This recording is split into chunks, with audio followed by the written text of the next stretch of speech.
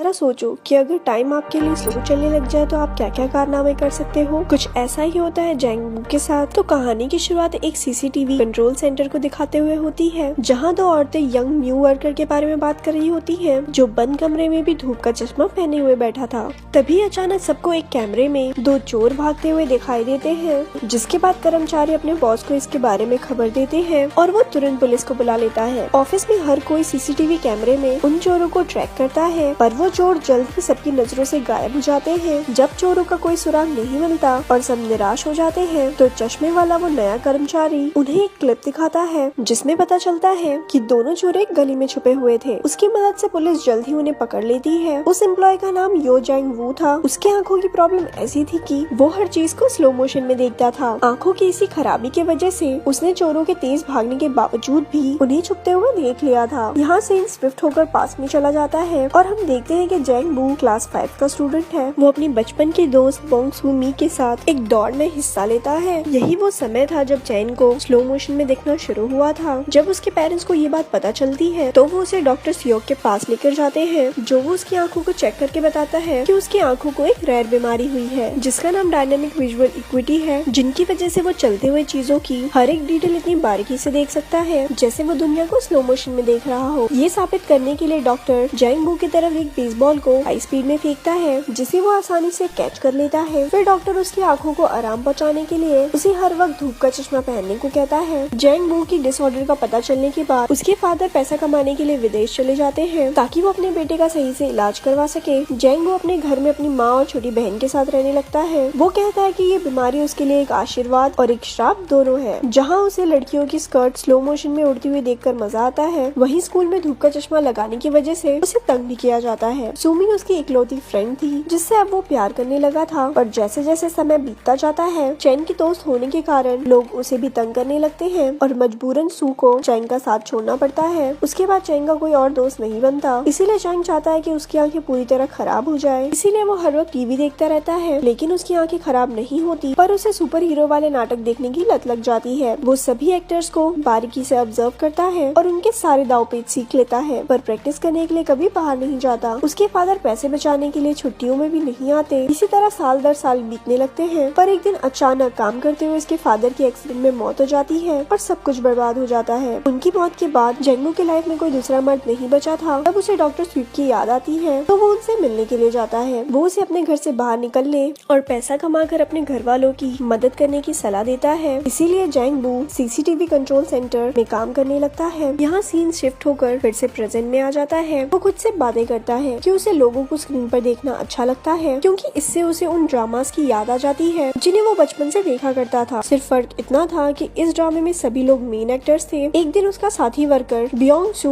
उनके बॉस से जैंग के बिहेवियर के बारे में बातें करता है। वो कहता है कि जैंग बहुत चुपचाप रहता है और किसी से बात नहीं करता। वो अपने बॉस से वादा करता है कि वो जैंग का ध्यान रखेगा, क्योंकि वो एक टैलेंटेड लड़का है। इसके बाद से वो जैंग के पास ही बैठने लगता है और काम के दौरान उसे बात करने की कोशिश करता है, लेकिन शर्मिला जैंग वू उसके सभी सवालों का जवाब सिर हिला कर देता है और मुंह से कुछ नहीं बोलता। कैमरा मॉनिटर करते वक्त वो काउंट करता है कि एक निश्चित जगह पर चलने में लोगों को कितना वक्त लगता है। बियोंग सू को ये सब अजीब लगता है, पर वो उससे कभी इस बारे में नहीं पूछता है। जैंग वू से घुलने मिलने के लिए वो उससे पूछता है कि कोई उसकी गर्लफ्रेंड है या नहीं। इस सवाल से जैंग वू को सुमी की याद आ जाती है और अगले ही दिन वो उससे मिलने के लिए उसके घर चला जाता है। सुमी बड़ी होकर एक खूबसूरत औरत बन चुकी थी, पर उसे पैसों की दिक्कत थी। उसका कर्जदार उससे झगड़ता है और सू को कहता है कि वो उसका घर बेचकर अपना कर्ज चुका दे। जैंग वू उसे दूर से देखता है, पर पास जाकर बात करने की हिम्मत नहीं जुटा पाता है। उस दिन से हर रोज वो सू को कैमरे में देखने लगता है। वो उसके डेली रूटीन को याद कर लेता है। सुमी हर रोज एक कॉफी शॉप में सोडा पीती है और जैंग भी यही करने लगता है। फिर वो देखता है कि सुमी रास्ते में पड़े एक बेकार सोफे को देखती है, तो अगले दिन वो उस सोफे को खींचकर कॉफी शॉप के सामने कर देता है, ताकि सुमी उस पर बैठ सके। रात में सुमी की नजर सोफे पर पड़ती है, पर वो ज्यादा ध्यान नहीं देती और उस पर बैठ जाती है। अगले दिन वो तेज बारिश की वजह से बस स्टॉप पर फंस जाती है। जैंग उसे मॉनिटर पर देखकर बियोंग के साथ उसकी हेल्प करने पहुंच जाता है। वो ड्रामास की हीरो की तरह उसके सिर पर छाता खोलकर उसे बारिश से बचाने की कोशिश करता है, पर सू से लफंगा कहकर वहाँ से चली जाती है। इसके बाद जैंग और बियोंग डॉक्टर सियोक के पास जाते हैं और जैंग उनसे सुमी को इम्प्रेस करने का तरीका पूछता है। वो जैंग वू से सुमी को फ्लावर्स देने को कहता है। अगले दिन सुमी को म्यूजिकल ड्रामा में ऑडिशन देने के लिए जाना होता है, पर उसे देर हो जाती है, तो वो मैनेजर को कॉल लगाती है और उसके कहने पर ऑडिशन के लिए रास्ते में में ही गाना गाना शुरू कर देती है। उसके बढ़िया गाने को सुनकर राह चलते लोग उसे हैरत से देखने लगते हैं। जैंग भी फूलों का गुलदस्ता लेकर वहाँ पहुँच जाता है। सू का गाना खत्म होने के बाद वो उसे बुके देता है, पर सू को ये अच्छा नहीं लगता। वो कहती है कि वो इन फूलों की जगह जहर का बॉक्स ज्यादा पसंद करेगी। ये कहकर वो जाने लगती है कि तभी जैंग उसे उसके नाम से पुकारता है और उसके बचपन के दोस्त के रूप में अपना इंट्रोडक्शन देता है। पर वो कहती है कि उसका नाम बोंग सुमी नहीं ओसुमी है। और इस तरह जैंग को पता चलता है कि आज तक उसने गलत लड़की का पीछा किया था, पर अब बहुत देर हो चुकी थी क्योंकि अब वो उससे प्यार करने लगा था। उसी दिन शाम को अचानक से वो दोनों एक दूसरे से टकरा जाते हैं। जहाँ सुमी शॉपिंग कर लौट रही होती है, जैंग को देखकर सुमी जैंग से अपने राशन बैग्स उठवाती है। फिर जब वो जाने लगता है तो वो उससे पूछती है कि वो बोंग सुमी को क्यों ढूंढ रहा है। तो वो कहता है कि वो उसे बचपन से चाहता है। दूसरे सुबह सीसीटीवी के मॉनिटर पर जैंग सुमी को फोन पर किसी से बात करते हुए देखता है। फोन करने वाला सुमी को बताता है कि वो म्यूजिकल ड्रामा में सिलेक्ट हो गई है। ये सुनकर सुमी रास्ते में ही खुशी से उछलने कूदने लगती है और नाचने लगती है और जैंग उसे स्क्रीन पर देखता रहता है। उस रात सुमी एक छोटे से रेस्टोरेंट में जश्न मनाने जाती है। जब वो देखती है जैंग बाहर खड़े उसे देख रहा है तो वो उसे अंदर बुला लेती है। वो दोनों आपस में बातें करते हैं और सुमी उसे अपने गाने का स्क्रिप्ट दिखाती है और अपनी लाइंस गाकर प्रैक्टिस करती है। जैंग उसे बधाई देता है और उसे भी अपना टैलेंट दिखाता है। रेस्टोरेंट में सभी लोग उस पर तेजी से स्पून फेंकते हैं और वो आसानी से कैच कर लेता है। अगले दिन जैंग सुमी के घर के पास चक्कर लगाते हुए अपने स्टेप्स काउंट करता है। ब्योंग सू मॉनिटर पर उसे ऐसा करते देख समझ जाता है कि वो रास्ते को याद करने की कोशिश कर रहा है। काम से लौटते वक्त सुमी देखती है कि जैंग उसका इंतजार कर रहा है। वो दोनों रास्ते भर अलग अलग टॉपिक्स पर बात करते हैं और बातों बातों में सुमी को पता चलता है कि जैंग सीसीटीवी सेंटर में काम करता है और सारा दिन लोगों को देख सकता है। फिर वो दोनों उस कॉफी शॉप के सामने रुकते हैं जिसे सू अक्सर देखा करती थी। सुमी उसे बताती है कि उसे उस कॉफी शॉप के ओनर पर क्रश है और ये भी कहती है कि उसके पास शानदार कार है। जैंग को कॉफी ओनर से जलन होती है और वो काफी देर तक उसे घूरता रहता है। वो सू को इम्प्रेस करने के लिए उसे कार में घुमाने ले जाने का फैसला करता है और अपने ऑफिस में सबसे पूछता है कि किसी के पास कार है तो वो थोड़ी देर के लिए भाड़े पर दे दे ताकि वो सुमी को उसमें घुमा पाए। पर बदकिस्मती से किसी के पास भी कार नहीं होती है। अगले दिन घर लौटते वक्त सुमी को रास्ते में उसका कर्जदार मिल जाता है। वो उस पर चिल्लाता और धमकाता है कि अगर उसने उसका पैसा वापस नहीं किया तो वो उसे चोट भी पहुंचा सकता है। लेकिन जैंग और ब्योंग सही टाइम पर पहुंचकर सू को बचा लेते हैं। जब जैंग काम पर वापस आता है, सू भी एक कैमरे के सामने खड़े होकर थैंक यू चिल्लाती है क्योंकि उसे पता था कि सीसीटीवी कंट्रोल सेंटर में जैंग उसे देख रहा होगा। शाम को वो दोनों एक पार्क में मिलते हैं और काफी देर तक बातें करते हैं। जैंग उससे पूछता है कि अगर उसे कार मिल जाए तो वो क्या करेगी। इस पर सुमी कहती है कि वो रोज कार में बैठकर समुद्र के किनारे जाया करेगी। जैंग को कार नहीं मिलती तो वो रोज एक लोकल बस में ट्रैवल करके उसके ड्राइवर से दोस्ती कर लेता है। उसने कैमरे पर उस ड्राइवर को रात के समय कई बार अकेले बेसबॉल खेलते हुए देखा था, इसीलिए एक रात वो भी उसके साथ उस खेल में शामिल हो जाता है और बात बात में उसे अपने दिल की बात बताते हुए उससे अपनी हेल्प करने के लिए रिक्वेस्ट करता है और वो मान जाता है। अगले दिन ब्योंग सू, बस ड्राइवर और जैंग सुमी को बस स्टॉप से पिक करके सी दिखाने के लिए ले जाते हैं। इसके लिए उन्हें बुसान जाना था। सुमी को खुश करने के लिए जैंग कुछ भी कर रहा था। उससे इम्प्रेस होकर सुमी उसे पसंद करने लगती है, पर अचानक से रास्ते में बॉर्डर पुलिस उनकी बस को रोक देते हैं और उस लोकल बस को दूसरे शहर में एंटर करने नहीं देते हैं। सुमी गुस्से में पुलिस वालों से लड़ने लगती है पर ब्योंग उसे शांत करता है। उनकी मेहनत बेकार हो जाती है और उन्हें सी देखे बिना घर वापस लौटना पड़ता है। सीन शिफ्ट होता है और जैंग का बॉस सबको बताता है कि शहर में औरतों को उठाने के केसेस बढ़ रहे हैं और उन्हें हर वक्त अलर्ट रहने की जरूरत है। ठीक उसी समय जैंग एक मॉनिटर पर सुमी को देखता है और वो तुरंत वहाँ से गायब हो जाती है। वो डर जाता है और भागकर वहाँ जाता है, पर वहाँ पहुंचकर उसे पता चलता है कि सुमी ने उसके साथ मजाक किया था क्योंकि वो जानना चाहती थी कि जैंग उसे बचाने के लिए आता है या नहीं। इसके बाद सुमी उसके चश्मे को हटा देती है और दोनों एक दूसरे के साथ लपलपाटा करते हैं। तो जैंग उसे घर छोड़ने के लिए जाता है और सुमी उसे अंदर आने को कहती है, पर सुमी देखती है कि कर्जदार उसके घर आए हुए थे और उन्होंने उसकी सारी चीजें बिखेर दी थी। वो उसे पैसा लौटाने के लिए धमकाते हैं। शोर सुनकर जैंग उसे बचाने के लिए आगे बढ़ता है, पर उसकी आंखें धुंधला जाने के कारण वो गिर पड़ता है। उन लोगों के जाने के बाद जैंग और सुमी बैठकर बातें करते हैं। कर्जदारों के फेंके हुए सामानों को समेटते हुए जैंग को सुमी की वो ड्रॉइंग्स मिलती है जो उसने स्कूल डेज में सुमी के लिए बनाए थे। तब सुमी जैंग को बताती है कि वो नहीं चाहती थी कि जैंग उसे उसके बचपन वाले रूप में पहचाने, इसीलिए उसने जैंग से अपनी असलियत छुपाई थी। जैंग ये सुनकर खामोश हो जाता है जबकि सुमी मुस्कुराते हुए उन पेंटिंग्स को देखती रहती है। अगले दिन जैंग डॉक्टर सियोक के पास जाकर कहता है कि उसकी आंखें धुंधली हो गई है। डॉक्टर उसे बताता है कि उसकी बीमारी अब और बढ़ गई है जिसकी वजह से जल्द ही उसकी आंखें पूरी तरह से खराब हो जाएगी। जैंग पहले से ही जानता था कि जल्द ही वो अंधा होने वाला है, इसीलिए वो जहाँ भी जाता स्टेप काउंट कर लेता था ताकि पूरी तरह से अंधा हो जाने पर भी उसे दिक्कत ना हो। एक तरफ जहाँ जैंग अपने खराब खराब होती आंखों से परेशान था, वहीं दूसरी तरफ सुमी को अपने कर्जों की फिक्र थी, इसीलिए वो अपना घर बेचकर सारे कर्जे चुका देती है। पर अब उसके पास रहने के लिए कोई जगह नहीं थी। जैंगबो स्क्रीन पर सुमी को अपने सामानों के एक बॉक्स के साथ एक दुकानदार से बात करते हुए दिखता है। ये अचानक से उसके साथ काम करने वाली लेडी को एक दूसरे स्क्रीन पर कार को उसी एरिया में चक्कर काटते देख शक होता है। वो करीब से उस कार के नंबर प्लेट को देखती है और नोटिस करती है कि वो कार एक भागे हुए किडनैपर की थी। वो फौरन अपने बॉस को खबर करती है और तुरंत ही पुलिस को भी इन्फॉर्म कर दिया जाता है। पर तभी कार सबकी आंखों से गायब हो जाती है और सुमी भी जैंग की नजरों से गायब हो जाती है। जैंग को डर लगता है कि कहीं सुमी को कुछ हो ना जाए और वो उसे बचाने के लिए साइकिल लेकर निकल जाता है। रास्ते में उसकी आंखें पूरी तरह खराब हो जाती है और उसकी साइकिल एक कार से टकरा जाती है, जिससे वो गिर जाता है। बियोंसो कैमरे में ये सब देखकर उसकी हेल्प करने के लिए जाता है। उधर एक अनजान आदमी सुमी के पास जाकर उसका हाथ पकड़ लेता है, लेकिन वो उसे कहीं ले जाता इससे पहले जैंगबो उनकी तरफ दौड़ने लगता है। इसी बीच किडनैपर भाग जाता है और जैंगबो एक बस से टकराते टकराते बचता है। तभी पुलिस वहाँ आ जाती है और सुमी को पूछताछ के लिए ले जाती है। अब जैंगबो रास्ते में अकेला रह जाता है। तभी बियोंसो उसकी हेल्प करने के लिए आगे बढ़ता है। जैंगबो अपने दोस्त का हाथ पकड़ लेता है और अपनी आंखें खराब हो जाने पर दुखी होकर रोने लगता है। इस घटना को कुछ दिन बीत जाते हैं। सुमी अपने लाइफ में बिजी हो जाती है और जैंगबो को कांटेक्ट नहीं करती। जब भी उसे जैंगबो की याद आती है तो वो सीसीटीवी कैमरे को देखने लगती है। कुछ महीनों के बाद जैंगबो उसे अपने फेवरेट कॉफी शॉप में दिखाई देता है। वो खुश होकर उसके पास जाकर हाथ हिलाती है और वो जैंगबो को एक वॉकिंग स्टिक निकालकर दूसरी तरफ जाते हुए देखकर शॉक रह जाती है। वो सारे रास्ते उसका पीछा करती है और फाइनली वो उस जगह पहुंच जाती है जहाँ एक आर्ट गैलरी थी। अंदर जाने पर वो देखती है कि पूरी गैलरी जैंगबो के हाथों से बनाई हुई सुमी की पेंटिंग से भरी हुई होती है। तभी जैंगबो को अकेले में ये कहते हुए दिखाया जाता है कि भले ही उसकी आंखें खराब हो गई हो, पर सुमी उसे अभी भी याद है। अगले दिन फिर से सुमी जैंगबो का पीछा करती है। इस बार जैंगबो से पूछता है कि वो कहाँ जाना चाहती है, तो सुमी समझ जाती है कि वो उसे महसूस कर सकता है। फिर दोनों एक दूसरे को हक करते हैं और मूवी यहाँ पर खत्म हो जाती है। ऐसी और स्टोरी